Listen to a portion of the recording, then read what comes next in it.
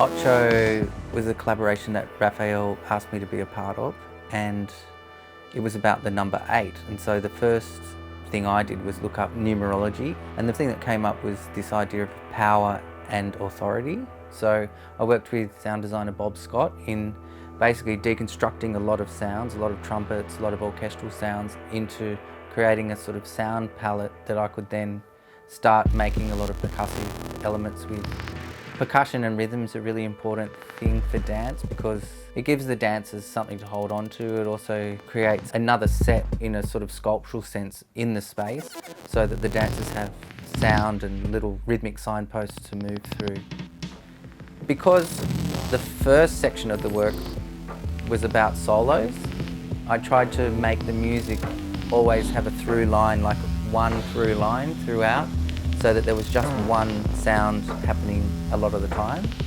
And we knew that we liked that and that was working, and so it was time for me to move on to the second movement. The work's in 3 movements. And I read more about the numerology around the number 8. I realised that with the power and authority, it's also balanced with a very spiritual and almost universal world. So that gave me an arc for the work, ultimately moving in a path towards a kind of more enlightened state. Because the spiritual element of the number 8 became really strong in my creative drive with the work, I was looking for a spiritual song to finish the work as a little sort of bookmark at the end of the piece.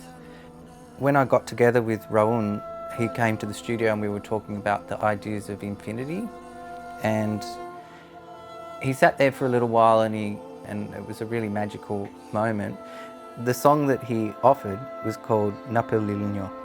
The song roughly translates to Spirit Lady, and she's the lady that protects the passage between the Earth and the Milky Way.